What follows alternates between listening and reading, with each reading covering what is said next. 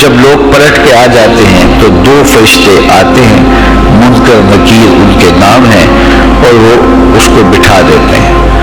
اور بٹھا کر کے اس سے 3 سوال پوچھتے ہیں۔ پہلا سوال یہ ہوتا ہے من ربک، تیرا رب کون ہے؟ اب کوئی مانے یا نہ مانے، رب تو سب کا اللہ ہی ہے، یہ تو حقیقت ہے، یہ تو طے شدہ ہے، لیکن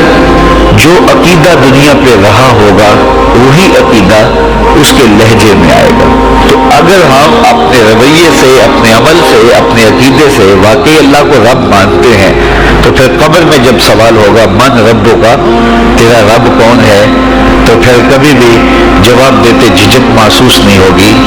بندہ عرض کرے گا رب اللہ، میرا رب اللہ ہے۔ دوسرا سوال قبر میں یہ ہوگا کہ ما دینوں کا، تیرا دین کون سا ہے؟ مختلف ادیان دنیا کے اوپر موجود ہیں، لیکن اسلام کے بعد اب کسی اور دین کو قبول نہیں کیا جائے گا۔ ارشاد فرمایا کہ اللہ تعالیٰ اسلام کے علاوہ کسی اور دین کو قبول نہیں کرے گا۔ اب اس نے اگر اپنا طرز زندگی، اپنا انداز معاشرت اسلام کی مطابقت میں رکھا ہوگا اور دین کو اس نے دین سمجھا ہوگا، اسلام کو ہی اپنا دین، عملاً رویتاً ہر خوشی غمی کے موقع پہ اس نے اسلام کو ہی ترجیح دی ہوگی، تو پھر اس کو کوئی جھجک نہیں ہوگی جواب دیتے ہوئے کہ میرا دین اسلام ہے۔ میرے شب و روز، میری زندگی کے نشیب و فراز، میری زندگی کی ہر گوشہ جو ہے وہ اسلام کی مطابقت میں گزرتا تھا، تو پھر وہ سیدھا سیدھا جواب دے گا دینی الاسلام۔ اس لیے ہمیں اس سوال کی تیاری بھی کرنی چاہیے۔ ہم صرف مسلح کے مسلمان نہ بنے کہ 5 نمازیں پڑھ لی، روزے رکھ لیے، تراویح پڑھ لی اور حج کر لیا، اس سے ہم مطمئن ہو گئے کہ ہم مسلمان ہیں۔ اسلام ایک مکمل اور اکمل اور کامل ضابطۂ حیات ہے، اپنے ماننے والوں کو زندگی گزارنے کا پورا اسلوب اور مکمل کامل رہنمائی دیتا ہے۔ ہم نے ہمسایوں کے ساتھ سلوک کیسے کرنا ہے یہ ہمیں اسلام بتاتا ہے، ہم نے بیوی کے ساتھ سلوک کیا کرنا ہے یہ ہمیں اسلام بتاتا ہے، اولاد کی تربیت کیسے کرنی ہے اسلام کی واضح تعلیمات ہے، ہم نے سفر کرنا ہے تو انداز سفر کیا ہونا چاہیے اسلام نے ہمیں بتایا، کاروبار کرنا ہے تو ہمیں اللہ اس کے رسول نے واضح دو ٹوک اور سیدھے سیدھے احکام دیے ہیں کہ تم جب کاروبار کرو تو تم اس انداز کے ساتھ کاروبار کرو، کم نہیں تولنا، کم نہیں ناپنا، جھوٹی قسم نہیں کھانی، سود نہیں لینا، ملاوٹ نہیں کرنا، ایک ایک چیز اسلام نے ہمیں فراہم کی ہوئی ہے۔ تو پورا دین جو ہے جب ہم اختیار کریں گے، ہمارے رویے، ہمارا طرز زندگی، ہمارا انداز معاشرت جب دین اسلام کے مطابق ہوگا تو قبر میں اس سوال کا جواب دینا ہمارے لیے کوئی مشکل نہیں ہوگا۔ اور اگر ہمارا طرز زندگی کچھ اور طرح کا ہوگا تو کیا صرف یہ کہہ دے کہ ہم مسلمان ہیں؟ یہ تو پھر ایک کافر بھی کہہ سکتا ہے کہ میرا دین اسلام ہے، ایک منافق بھی کہہ سکتا ہے کہ میرا دین اسلام ہے، لیکن ایسا نہیں ہوگا۔ جو ہماری کیفیت قلب ہوگی قبر میں اس کا جواب اس کی مطابقت میں آئے گا۔ یہ کافر جواب نہیں دے سکے گا کہ میرا رب اللہ ہے، کیونکہ وہ عمل سے، رویے سے اب اس کو اپنا رب نہیں مانتا ہے، تو حقیقتاً تو اس کا رب اللہ ہے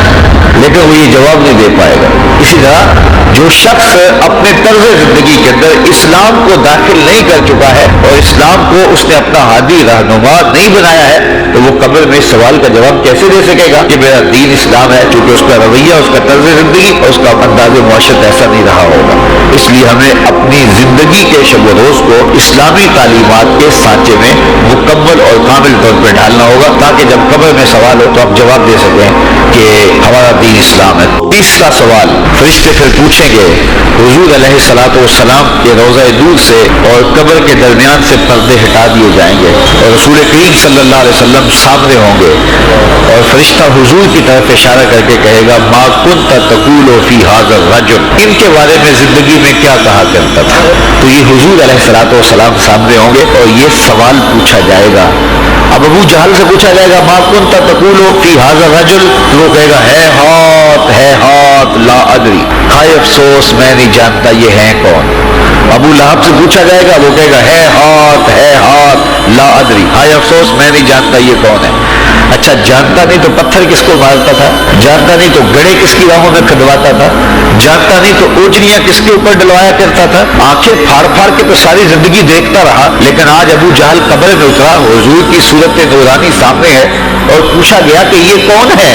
یہ نورانی چہرے والے کون ہیں؟ تو ابو جہل کہتا ہائے افسوس میں نہیں جانتا یہ کون ہے۔ اور 14 صدیاں گزرنے کے بعد ایک مومن لحد میں اترتا ہے اور پردے ہٹا دیے جاتے ہیں اور منکر نکیر سوال کرتے ہیں عامر چیمہ بتا یہ کون ہے؟ وہ کہتا ہے پیچھے ہٹو، پہلے پائے ناز کو بوسہ تو کر لینے دو، میں تو مر کے پہنچا ہوں یہاں اس دل ربا کے واسطے، یہ تو میرے وقت جاگے کہ وہ میری قبر میں آئے۔ شیخ عبدالحق محدث دہلوی علیہ رحمہ لکھتے ہیں کہ جب سے یہ سنا ہے کہ قبر میں حضور آئیں گے، پتہ نہیں موت کہاں مر گئی ہے، جی چاہتا ہے زندہ ہی قبر میں چلے جائیں۔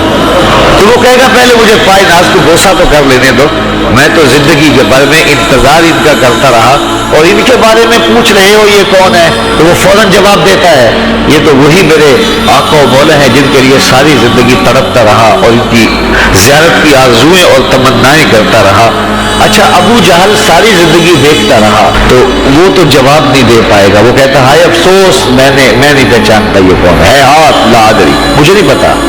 اور 14 صدیاں گزرنے کے بعد ایک مومن لحد میں اترتا ہے تو وہ فوراً کہتا ہے یہ تو وہی ہیں جن کے لیے زندگی گزار آیا۔ تو جس نے دیکھا تھا وہ پہچان نہیں سکتا، اور صدیوں بعد جو دنیا کے اوپر آیا وہ فوراً پہچان بھی رہا ہے اور پائے ناز کو بوسے بھی کر رہا ہے، تو پھر اس کا کیا جواب ہوگا؟ تو اس کا جواب علامہ اقبال علیہ رحمہ نے دیا۔ وہ کہتے ہیں قبر میں یہ جو آنکھیں ہیں ان میں تو مٹی پڑی ہوگی، یہ تو بند ہوگی، دل کی آنکھیں کھلی ہوں۔ ابو جہل نے ان آنکھوں سے دیکھا تھا، یہ آنکھیں تو کھلی نہیں ہیں، تو ان سے وہ کیسے پہچانے گا؟ اور دل کی آنکھوں نے حضور کو دیکھا ہی نہیں تھا، اور یہ صدیوں گزر